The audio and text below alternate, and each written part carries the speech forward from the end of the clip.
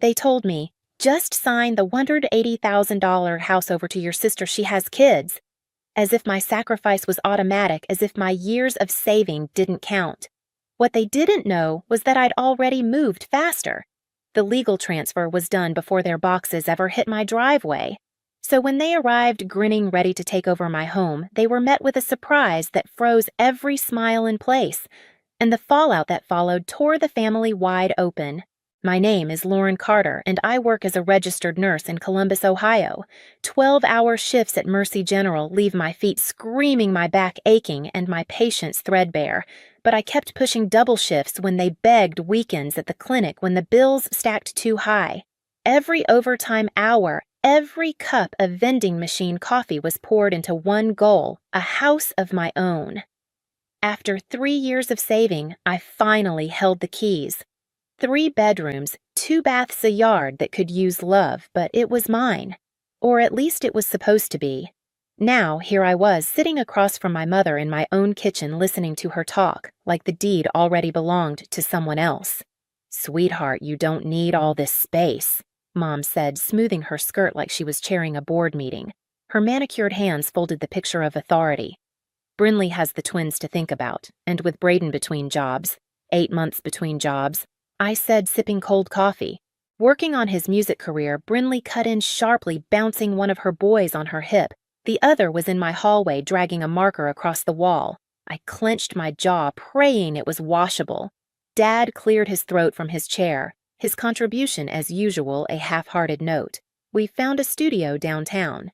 Very modern. You'd like it. A studio. For me. The woman who skipped vacations, who worked Christmas Eve shifts, who ate peanut butter sandwiches at midnight to make the mortgage. A studio was their big solution.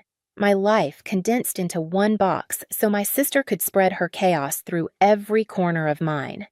Think of it as a fresh start, Mom chirped. Less responsibility, no yard work, no maintenance. You could focus on whatever it is you do." "Whatever it is I do?" I asked. "You mean keeping people alive?" But they weren't listening. They never did. Brinley was scrolling her phone, smirking like she'd already picked out curtains. "We can help with the mortgage. Once Braden's music takes off." My grip tightened on the mug. "I need to think about this." Mom's voice hardened instantly. "What's to think about family comes first, Lauren. Always. Always my sacrifices, never theirs." The sentence bloomed inside me like a bruise. Dad leaned forward, tone mild, but waited. "We're not asking you to decide right now. We just want to give you time before we start making arrangements. Not if. Before." The decision had been made. I was just the last to be informed. Brinley stood setting the baby down to chase his brother. "We already gave notice on our place," she tossed over her shoulder. "End of the month." Of course. The notice filed before the conversation. The moving truck scheduled before my consent. They had written the script and expected me to play my part without complaint. They packed up their toys and sippy cups filed out like they'd just wrapped a successful meeting. Through the blinds, I watched them climb into Brinley's SUV, the one I co-signed because her credit was shot. I sat alone at the table staring at the ring left by my cold coffee. My phone buzzed. "Selena, papers are ready. You sure?" I typed back, more sure than I've ever been. 3 weeks earlier, the cracks in their performance had already shown. Brinley had turned up uninvited, dragging the twins behind her. "Hey sis," she chirped, breezing past me like it was her house, not mine. "Hope you don't mind. Brought the boys over to play." I minded. I always minded, but I swallowed it the way I always had. She roamed through the living room into the hallway, her eyes scanning like she was appraising property. One twin ran his small hands along the coffee table. "Mommy, can we live here?" he asked. Maybe someday, baby Brinley answered without hesitation. Something cold slid into my stomach. She wandered into my office, held her phone up, started taking pictures. "This light is amazing, perfect for a nursery. Why are you taking pictures of my house?" I asked. "Just Instagram." Don't be so paranoid. But she wasn't posting. She was saving. The twin stretched his arms wide in the hallway, measuring with his little body. Kids don't do that without hearing it first. "Brinley," I pressed what's going on. She laughed brittle. "God, can't a sister visit?" Her phone rang. She lowered her voice, pacing. Yeah, I'm here now. Bedrooms are perfect. Plenty of space for your equipment. Braden's equipment. Keyboard, amp. Drum kit collecting dust for years. Go ahead and start looking at trucks, she whispered before hanging up. Trucks, I asked. She flashed that fake, bright smile. So, I was thinking, what if I told you about an opportunity that could help us both? Go on. You work so hard. This house must be a lot to maintain. We could take over the mortgage. Well, most of it. You could downsize. Save money. Win-win. This is my home, I said flatly. And it's beautiful. But be practical, Lauren.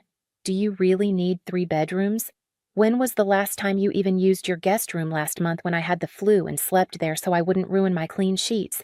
But I didn't bother saying it. It wouldn't matter. Brinley kept talking, layering guilt with fake cheer. We already talked to Mom and Dad. They think it's a great idea, really practical. After she left, I called Selena. They want my house? I said. Selena didn't laugh. Jesus, what did you tell her? That I'd think about it. Are you actually going to? Oh, I'm thinking about a lot of things, I said. Selena, you still work in real estate law, right? Yeah. Why? Hypothetically, if someone wanted to protect their property from family pressure. Her sigh crackled through the line. Lauren, how much family pressure are we talking? The kind where they've already decided I'm giving them my house and just haven't told me yet. Okay, she said slowly. Come by my office tomorrow. And listen to me, don't sign anything. Don't agree, don't even hint. I promised. But the truth was I wasn't planning to just resist. I was planning to end the game before it began. The morning after Brinley's little nursery tour, I walked into Selena's office downtown. Brick facade, second-floor glass door with her name stenciled in neat black letters, Selena Price, attorney at law. She had that no-nonsense look on her face when I slid into the chair across from her desk. Tell me everything, she said. So I did every hallway measurement, every photo saved to a camera roll, every fake smile. Selena tapped her pen, her dark eyes narrowing the way they always did when she smelled manipulation. They're not asking I finished. They're telling. It's just, they haven't told me yet. Selena leaned back. Then you have 2 options. You can wait for the ambush and fight while you're cornered. Or, I set the trap first, I said. She smirked. Exactly. The plan was simple, legal airtight. Transfer my house into a single-member LLC. Once it wasn't in my personal name, the narrative changed no longer Lauren's house but a rental property. Add a tenant with a signed lease, and suddenly, even if my family brought realtors or moving trucks, they were up against paperwork, not pleading. Business doesn't flinch when family cries, Selena said, pushing the forms toward me. Sign here, here, and here. My hand didn't shake. The ink bled steady and final. When she slid the stamped copies across the desk, I felt something loosen inside me, like I'd set down a weight I didn't know I'd been carrying. That evening, I stood in my driveway staring at the house I had fought for. 3 years of 12-hour shifts, meal prep Sundays, side gigs at the clinic. My hands still smelled faintly of antiseptic wipes and latex gloves. It wasn't a palace, but it was mine. And now it was protected. Still, I needed one more layer. Protection was good. Occupation was better. That's when the name surfaced again, Shiloh Gardner. I met her the next day at a coffee shop near Wright-Patterson Air Force Base in Dayton. I'd suggested the place because it was neutral, busy enough to keep us both comfortable, quiet enough for serious talk.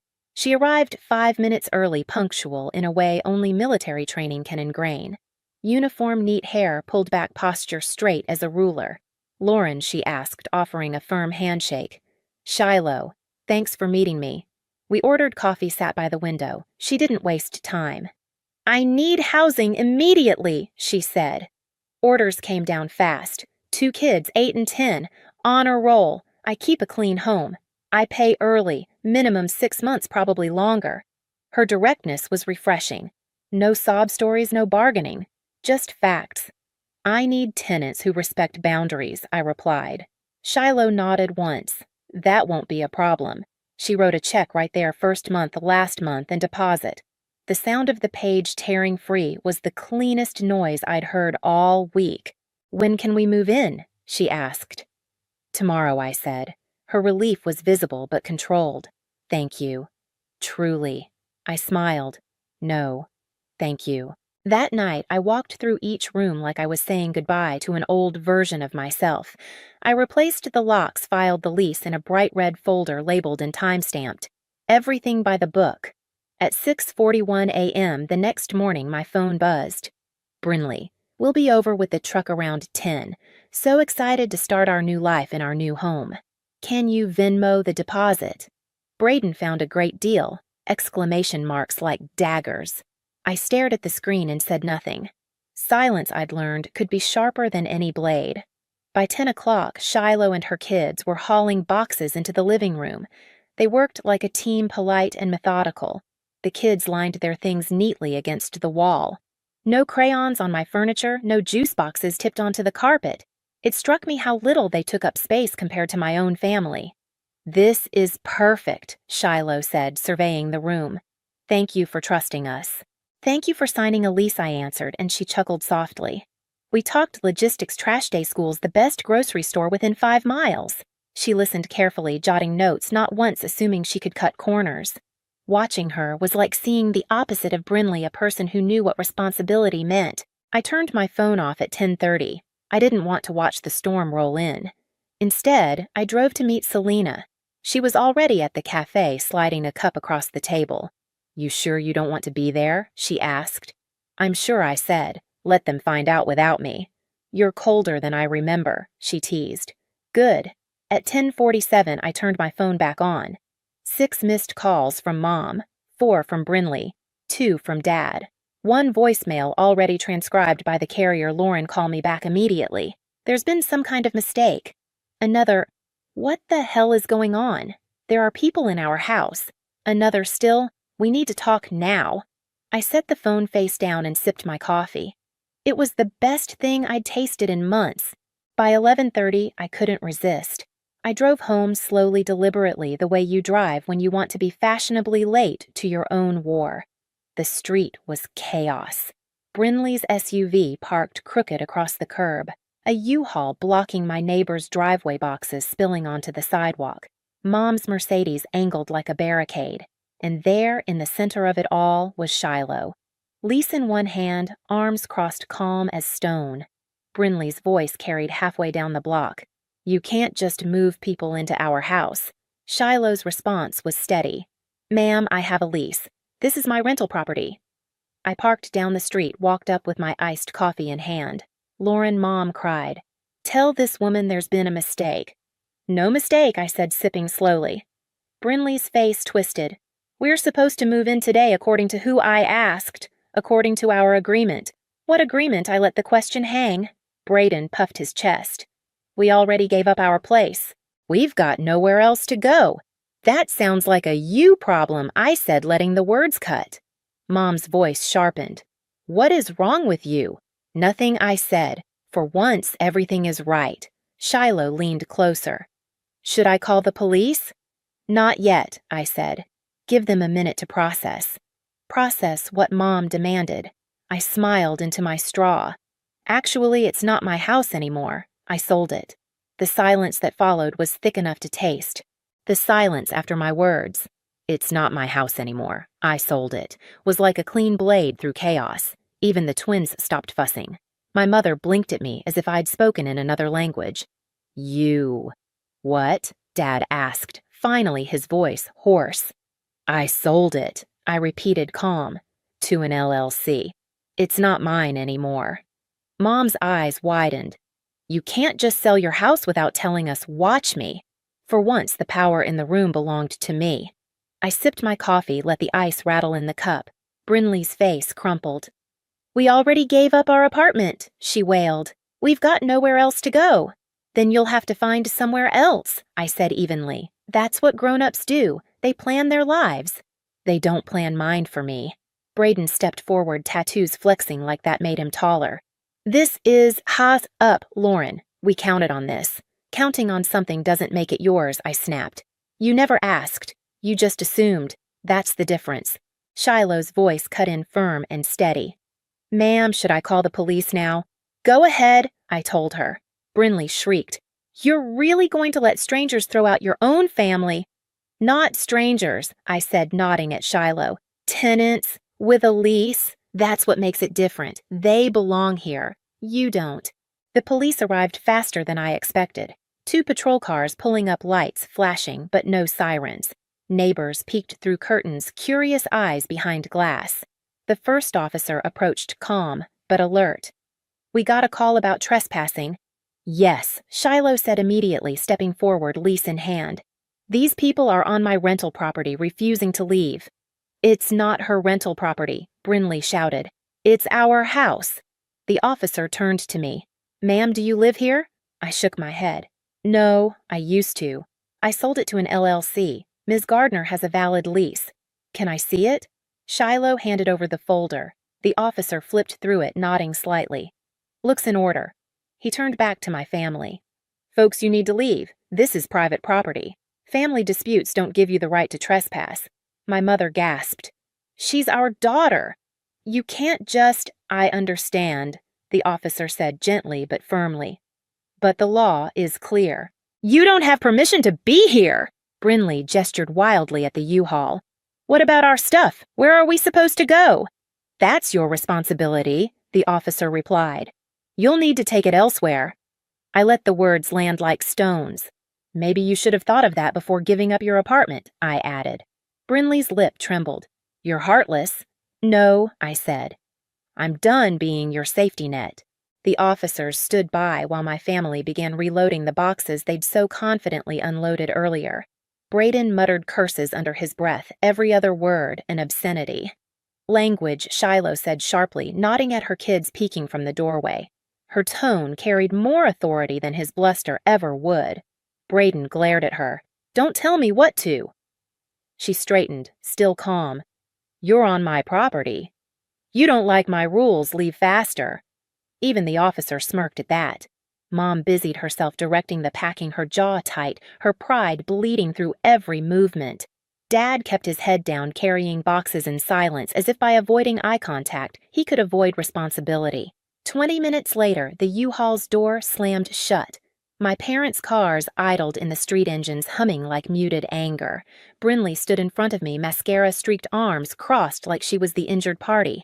I can't believe you'd do this to your own sister, she spat. I can't believe you thought you could take my house, I replied coldly. We weren't taking it, we were sharing. Like family. Sharing without asking is taking, I said. You don't get to rename theft and call it love. Her face twisted, but she had no comeback. The officers waited until the last box was packed before giving a final nod. All right, folks, time to clear out. My family reluctantly climbed into their vehicles. Braden flipped me off from the passenger seat of Brinley's SUV, childish to the end. Mom rolled down her window, calling out, This isn't over, Lauren. Family is forever. I met her eyes. Respect is forever, too. Pity you never learned that. Her lips pressed tight. Then the Mercedes rolled away. Silence settled over the block. Shiloh stepped closer, lowering her phone. That was intense, she said. Sorry you had to see it. Don't be. I've seen worse. She studied me a moment. You okay? I exhaled for real this time. Perfect. And for once I meant it. The fallout came fast. By the time I got home from work the next night, I had 20 voicemails and nearly 50 texts. Mom, Lauren, we need to sit down and fix this mess. Your sister is devastated.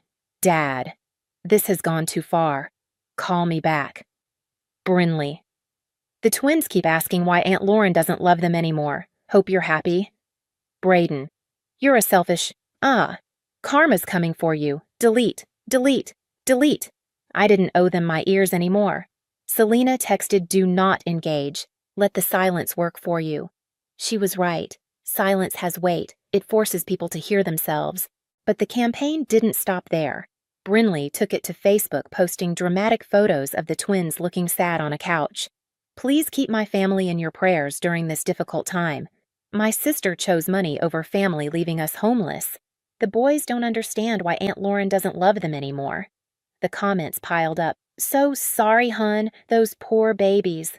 Family is everything. I screenshotted everything and closed the app. It stung, of course. But mostly, it felt familiar.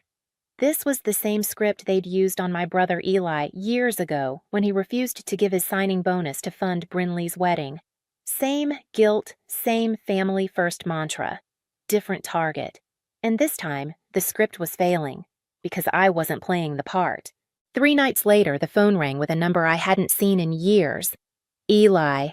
"Lauren," he said, voice rough but warm. "I heard about the house. Good for you." "Really?" I asked, half laughing. "Really. About damn time someone grew a spine with them." I leaned against the counter, relief rushing through me. "You know what they're saying, right?" "On social media I do. Don't read it. It's poison. They did the same thing to me." "What do you mean?" He told me everything, how Mom had demanded he hand over $25,000 for Brinley's wedding, how the relatives called him selfish, how he walked away and never came back. "They use guilt as currency," he said. "And the moment you stop accepting it, you're free." His words hit like oxygen in my lungs. That night as I lay in bed, I realized the confrontation wasn't just about property. It was about years of being cast as the strong one, the giving one, the one who would never say no. Now, I had, and the world hadn't ended. The dust didn't settle right away. If anything, the storm grew louder once the moving truck disappeared from my street. My phone became a weapon against my peace calls every hour, texts piling faster than I could delete them, Mom begging, Dad warning, Brinley crying, Braden threatening. I let them all go to voicemail. Silence was my new armor. By Friday night, I had 23 missed calls and 47 unread texts. I deleted every single one without opening them. For the first time in years, I wasn't obligated to listen. Then came the next level, the casserole ambush. I came home from a grocery run to find Mom sitting on my front steps, a glass dish perched on her lap. Tuna noodle casserole, the same one she used to make when I was a kid and wanted comfort food. "Lauren," she said, standing as I approached. "We need to talk." "No, we don't." "Please, 5 minutes. Just 5 minutes." Against my better judgment, I let her in. She set the dish on my counter like it was an offering to a god she'd offended. "Your sister and the twins are staying with us," she said. "It's not sustainable. They need a real home. Then she should find one." With what money she gave up her apartment because she thought she assumed I cut in. She never asked. That's the difference. Mom sank into a chair, smoothing her skirt the way she always did when she needed control. "Honey, you're stronger. You can handle more. That's why we've leaned on you." I stared at her. "When's my birthday?" She blinked. "What? When is my birthday?" "June 15th. June 22nd, I corrected. "You missed it by a week." "Do you remember my nursing school graduation date?" Her silence was the only answer. "But you remember Brinley's birthday, her high school graduation, her wedding, every detail down to the cake flavor." "That doesn't mean I love her more." "Doesn't it?" She pressed her lips together, then opened the casserole dish. The smell of canned tuna and cream of mushroom filled the kitchen. "I made this from scratch," she said softly. "You made it from a recipe card you've had for 20 years, I replied. "Food doesn't fix this." Her sigh was long, weary, practiced. "I don't know who you've become." I looked her straight in the eye. "The daughter who finally stopped being your doormat." The campaign didn't stop there. Brinley doubled down on Facebook, posting sad photos of the twins with captions dripping in guilt. "Still homeless thanks to my sister's selfishness. Please pray for us." The comments flooded in. "Those poor babies. How could anyone do that to children? Family is everything." But Eli, my brother who'd been cast out years before, called me. "I saw the posts," he said. "It's the same playbook they used on me. Don't fall for it." He drove down that weekend, and over coffee, he told me the whole story. How Mom had demanded his $25,000 signing bonus for Brinley's wedding. How the relatives called him ungrateful. How he finally packed up and left. "They make villains out of the ones who say no," he said. But you know what? None of those relatives offered to help Brinley themselves. Not Aunt Patricia with the 4-bedroom house. Not Uncle Mike with his shiny new boat. Not Cousin Jennifer with her 6-figure salary. They just wanted me to pay. It clicked then. It wasn't about family loyalty. It was about convenience. Guilt was easier than generosity when the sacrifice came from someone else. The pressure escalated one last time. A lawyer called David Chen from Chen and Associates claiming Mom wanted to pursue a case of financial elder abuse. I nearly laughed. She's 58. Selena wasn't amused. They're fishing Lauren. Don't worry. There's no case. You sold your own property clean and legal. She's wasting money on lawyers who'll take any retainer. How much money, I asked. $5,000 at least. For a moment, I almost felt bad. Almost. Finally, I went to my parents' house. I was tired of shadow wars. If there was going to be an ending, I wanted to deliver it myself. The living room looked like a daycare explosion, juice boxes on the table, toys on the floor, cartoons blaring. Brinley sat in her pajamas at 6 p.m., the twins climbing over her like furniture. I stood. They sat. And I laid out my case like a nurse delivering rounds. Brinley, when you needed a cosigner for your car, who did you ask? You, she admitted. And when you needed help with daycare bills, you helped, she muttered. And when you wanted a weekend free to go to that concert. You watched the twins. I turned to Mom and Dad.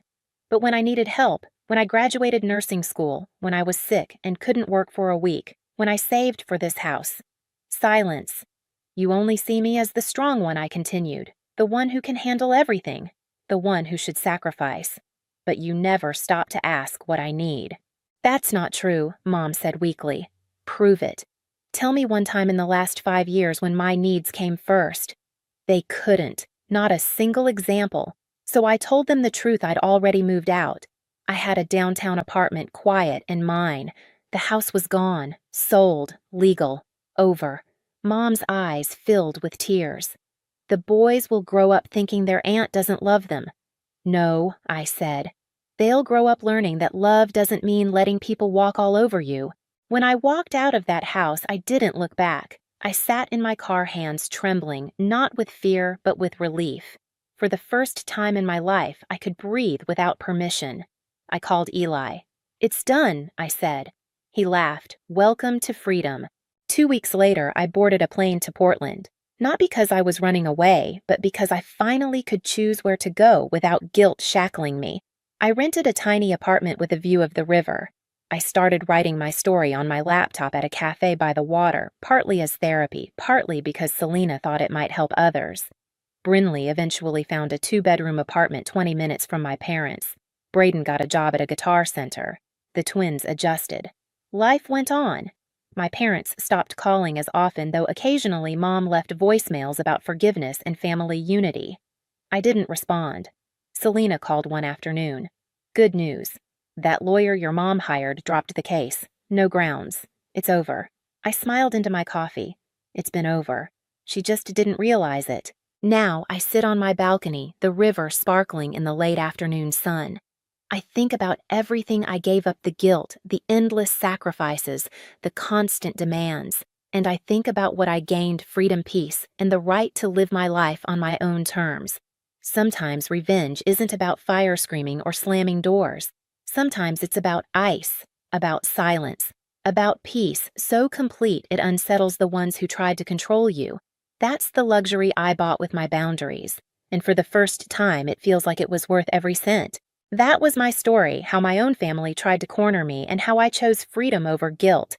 Maybe you've lived through something similar. Maybe you're in the middle of it right now. I want to hear from you. What would you have done if you were in my place? Drop your thoughts in the comments. And if this story hit home for you, don't forget to like this video and subscribe. We share stories every week about standing up, breaking free, and finding peace, even when it comes at a cost. Trust me, you don't want to miss the next one.